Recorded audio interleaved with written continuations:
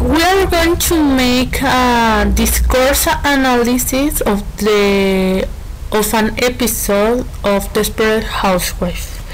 So let's start. It's important to mention that the discourse structure depends on some aspects. The first one is context. So the context is everything around everything except the language in a conversation. So for example, location is one of the aspects that involves context. First we have Brie and Orson house. Here's the house, which is a suburban neighborhood in USA, California. So we have California, the house, and he is Orson and she is Brie. The street is this, okay, and it's on summer afternoon. It's on an afternoon. Then we have other aspect that the discourse structure depend on, that it's genre. The conversational it could be divided in two. First we have conversational. Why? Because if we are talking just about the situation, it's just a conversation among a family, right?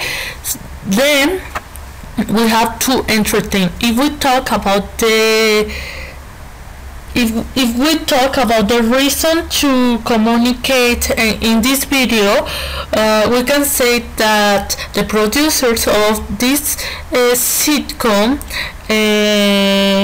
has the reason to entertain people or audience. Then other aspect that depends, that it's important, it's the audience. Here we can say that she's Brie, she's Orson. Sorry, here's an error. It's not Brie, it's Orson. Sorry, and Brie is Orson's wife. And then we have Andrew, that it's Brie's son. But it's important to mention that Andrew, it's not son of Orson. Orson is just his stepfather. And then we have Alex. Alex is a boyfriend of Andrew, so they are gay. Next, other aspects that it's important discourse structure depend on, it's the purpose. We have two main, and as I said, in the genre it is divided in two. Why? Because if we just take into consideration the purpose of the conversation in the video, we can say that the purpose is to talk about the new house, or it changes, and it could be to talk about the way Brie treats his husband. This will be the intention of the conversation. And talking about the video, we can say that this video was made to gain audience in order to get money. So the intention of recording this video is to get money. Then we are going to continue talking about speech. Now we are going to talk about the speech chat, that consider one is doing and one is saying with the language. One is doing. It takes into consideration the function of the language, and then one is saying just the form of the language. So let's watch this part of the video to have an example. You think you're excited, just imagine the salesman who overcharged you. Bree, I got a very good deal. He only thinks he got a good deal because the salesman threw in one of those kiss the cook hats.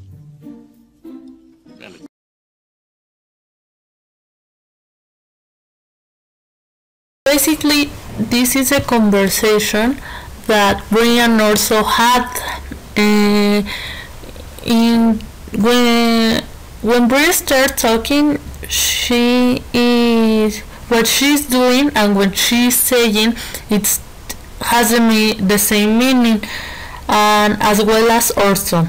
Well, Brie, I got a very good deal.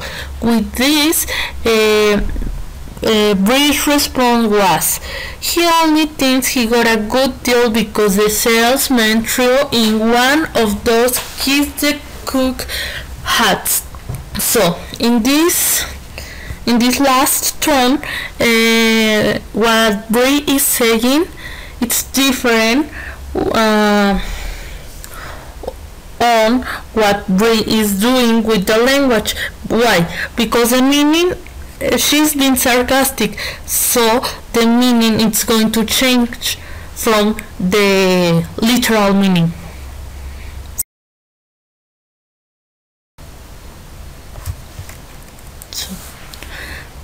Now we're going to talk about Birmingham model that includes exchanges and transactions.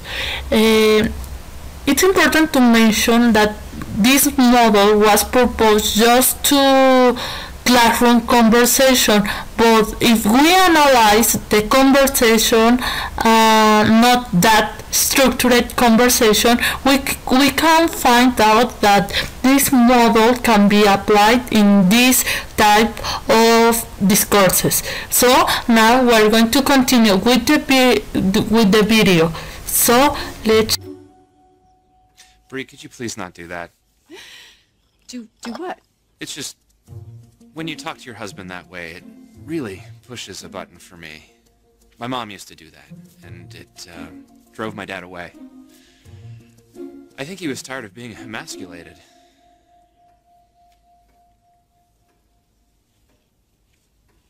Did I mention it has a rear-mounted rotisserie rack?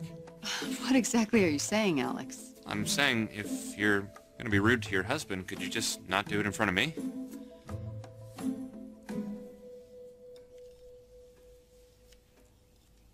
So rotisserie, huh? Yeah, good for chicken, rolled roasts, legs of lamb. This thing is so advanced, I could probably use it to make... Basically, this is the transcription of the conversation that we watch. So now this conversation seems to not have or has or follows a model, but if we analyze it a little bit, we will find out that it does. Why? What we're going to do is to move this green part, all this, to here, and this is going to be together. So let's watch it. So here is just the part of the conversation that it's from Alex and Brie, but it's together without interruption of Andrew and Orson. So first we have, could you please not do that? So that's the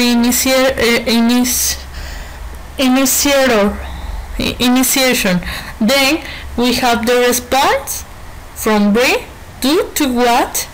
And then from here to here there's the follow-up, and also this, because it could be considered just a comment or part of the follow-up. So here we have our exchange, and here's the double slash mean the separate to help us to know when a change ends or begins. So here's where other exchange or transaction begins. So let's move. So what exactly are you saying, Alex? That's an initiation. Then we have, I'm saying if you are gonna be rude to your husband, you could just not do it in front of me, and then it ends. That means that it just have a initiation and response. This means that it's not an exchange, it's a transaction. So that's the difference between transaction and exchange. Transactions are initiation and response, and in the exchange we include initiation, response, and follow-up. So let's continue with the other part, the green one, that was with Orson and Andrew. Here it's we get together all the conversation without interruption. So first we have the initiation. Did I mention it was a rare mounted rusty serang? So this is the initiation. Then we have the response from Andrew. It's really clear. And finally we have the follow-up. So this will be an exchange instead of an transaction. So I underline these two words because those words are verbal support.